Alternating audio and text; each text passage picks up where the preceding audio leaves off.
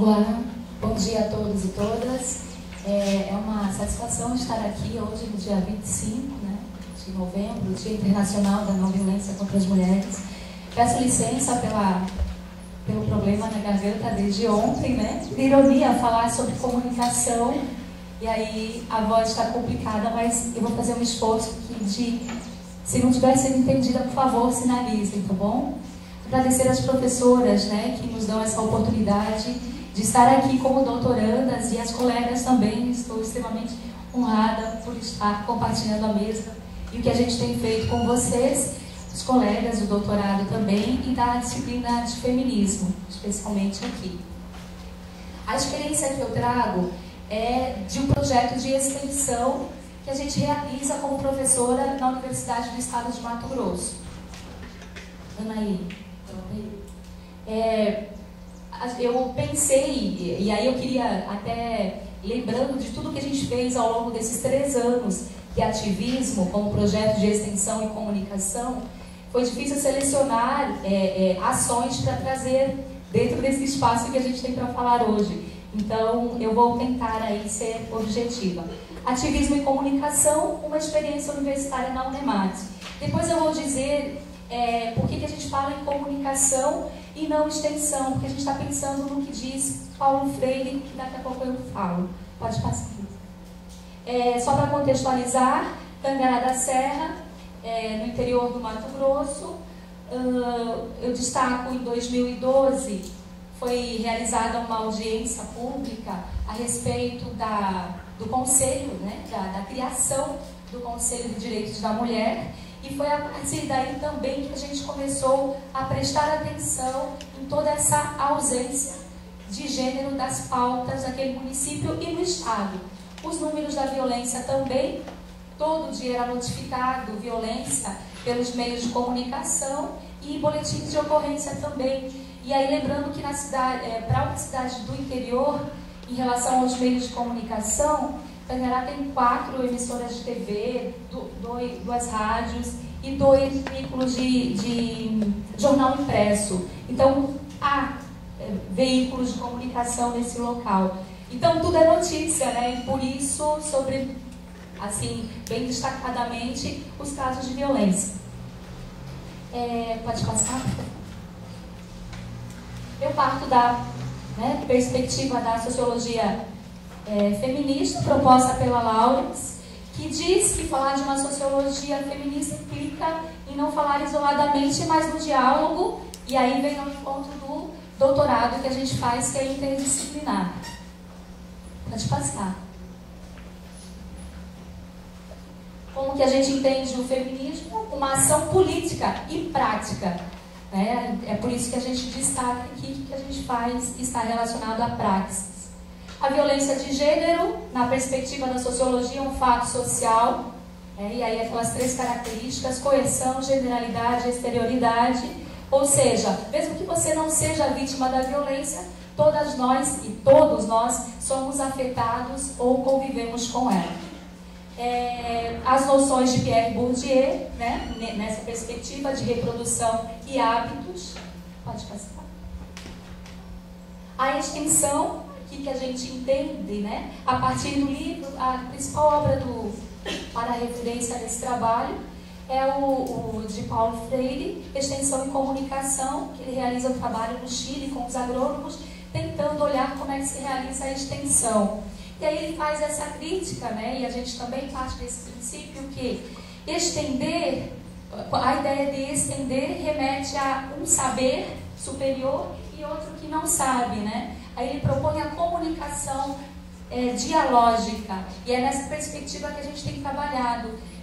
O saber da universidade não pode estar isolado do local onde existem saberes e culturas, e o diálogo tem que acontecer nesse contexto. O lugar da praxis, então, na construção da subjetividade, aí a partir da socióloga, feminista, marxista, Safiotti, E aí eu lembro que a gente ficou ontem um pouquinho empolgada aqui ao vermos a Alvarez, que são teóricos que a gente estuda e lê, de repente elas estão pertinho da gente.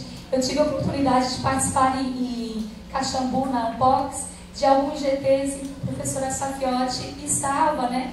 E com certeza parte do que eu penso e pratico é inspirado na professora Safiotti. Pode passar. Aí aqui eu já trago a ideia do projeto, né? A logo, que é TPM. E aí a gente fica, não vou ter tempo de dizer como que foi pensado, mas isso tudo foi construído coletivamente. A ideia é Tangará por mulheres. Pode passar? Um programa de rádio, que eu já vou falar. Aí aqui eu ilustro, mas não vai ter tempo de passar. Eu só queria destacar a palavra por e para. A gente teve que ter muito cuidado, ou pelo menos foi interessante para a gente tomou cuidado, né?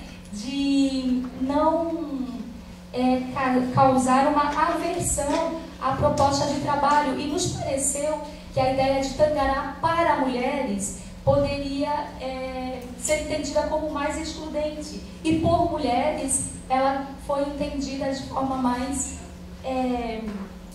coletiva, né? Integrativa, melhor dizendo. E aí tem toda essa lógica ali do símbolo e da cor lilás também. O contexto de Tangará da Serra, em termos de políticas, aqui é Mato Grosso, 142 municípios, 4 varas especializadas, 2 em Cuiabá, uma em Várzea Grande e uma em Rondonópolis, 4 casas Amparo, Cuiabá, Várzea Grande, Rondonópolis e Sorriso, 6 delegacias especializadas, porque em Tangará da Serra, nesse ano, foi implementada uma delegacia. E dessas casas, que eu cito em si, não, das delegacias, melhor dizendo, que eu cito, desde 2012, elas deixaram de ser especializadas, né, no atendimento à mulher, e aí atendem outras demandas também. E aqui, né, eu disse que em 2012, uma das inspirações para pensar as ações do ativismo foi a ausência do conselho. Agora ele foi ativado. Em 2015, a gente faz parte do conselho, né, as ações do projeto e a articulação para que esse conselho fosse implementado nos garantiu essa cadeira. E aí eu faço doutorado aqui, estou aqui, mas a gente nomeou um representante do projeto para estar nesse conselho, né, acompanhando todas as ações. Não há um plano de política, obviamente, né, e os assuntos relacionados a gênero, como grande maioria nesse país, são remetidos à Secretaria de Assistência Social. E no caso, né, de Mato Grosso ou de outros lugares do interior do país, geralmente quem está na gestão da secretaria ou é a primeira-dama, né, como foi o caso de... Não há nenhum problema com relação à primeira-dama, mas geralmente não tem essa qualificação, né, que se espera um órgão dessa competência. Mas aí é dito, ou é entendido, não sei como que, justificado, é uma mulher, né? Por ser uma mulher, então às vezes há essa defensiva. Pode passar? Aqui um pouquinho do que a gente faz no programa. E aí essa experiência é muito interessante, porque esse objeto, o microfone, muitas vezes e por muito tempo, inibe muitas pessoas. Né? Sobretudo as mulheres estiveram sempre muito afastadas e inibidas por de várias formas para o uso e para o uso da voz, para o uso da voz como um instrumento político. E a gente começou com essa experiência na ousadia, porque a gente não tinha nenhum conhecimento em relação à comunicação e a gente foi gostando, né? Foi gostando da experiência. Aí a gente ia trazendo algumas músicas temáticas, mulheres que fazem história, e aí a gente foi agregando, como projeto de extensão, acadêmicos de várias áreas do conhecimento, de letras, enfermagem, agronomia, porque eu trabalhava na disciplina de sociologia geral, está em todos os cursos e é a disciplina do primeiro semestre. Então, como atividade já da disciplina, era a integração aos projetos para falar de gênero e comunicação. E aí eu trouxe só algumas experiências aqui. A gente vai sempre caracterizada, temos camisetas. A ideia do símbolo é bem interessante, porque empodera e remete a uma identidade. Pode passar? aqui algumas ações. Essa, a Amanda, ela é acadêmica de administração, é cantora e poetisa também, então ela teve uma contribuição bem bacana e ela era super tímida para falar, enfim, né, nessas questões todas. E agora ela é militante também, feminista, né? É equipe. Aqui só quero remeter às mulheres indígenas da comunidade da aldeia Vila Formosa que participam do programa. Uma representante do movimento quilombola, a Alderissa, que é representante do assentamento Antônio Conselheiro, porque lá a gente tem toda essa diversidade, né? E assim, a representante do quilombola, Anaí, ela também trabalha a questão da deficiência, faz um trabalho bem interessante. Pode passar? O outro eixo do nosso projeto, então, assim, o TPM tem o programa de rádio. Esse é o segundo eixo, que é o trabalho que a gente faz com as reeducandas, as mulheres que estão em situação de prisão. Eu trouxe só 2 fotos, a gente tem outras diante do trabalho que a gente está fazendo, mas não pode, né, divulgar a imagem e tudo mais. O que a gente está fazendo lá? Já no ano passado, a gente realizou entrevistas individuais. A gente está escrevendo sobre a história de vida a partir do que elas têm a dizer. Independente do que está no registro, que elas foram condenadas e tudo mais, é o que elas têm a nos dizer sobre a vida delas. O que a gente tem descoberto? Que no discurso, nas representações dessas mulheres, todas elas, quer dizer, não todas porque eu não falei com todas ainda, mas das 10 que a gente entrevistou, todas elas justificam o seu delito ou justificam a sua estada, a sua condição de presa a partir do relacionamento com o parceiro, via drogas e via violência. E todas têm a história de violência, de abuso, se não com o seu parceiro no seu histórico familiar. Aqui, a professora Tereza está com a camiseta, tem uma mãozinha, né? Hoje, 25 de novembro, Dia Internacional da Não Violência contra a Mulher, a gente trabalhou sempre com essa mãozinha, em cada dedo, um tipo de violência, tipificado pela Lei Maria da Penha. Uma das ações aí a camiseta preta 2012, camiseta rosa 2013 e essa azul do ano passado. É a blitz que a gente realizava na Praça Central de Tangará, com os gestos não falo, não vejo e não ouço. Era silenciosa, mas paralisava a cidade toda, né? Se a gente estivesse lá hoje, seria um dia de blitz. Não falo, não vejo e não ouço. Pode passar. E aqui as ações que a gente foi fazendo ao longo desses 16 dias de ativismo, nesses 3 anos, que a gente passeava por vários locais, desde escolas, associações, anfiteatro. Aí eu trouxe algumas dessas apresentações. A Rosimara, que está gestante acadêmica de letras, ela trabalha sempre a questão, a interseccionalidade, gênero e raça, e a questão indígena também. Pode passar?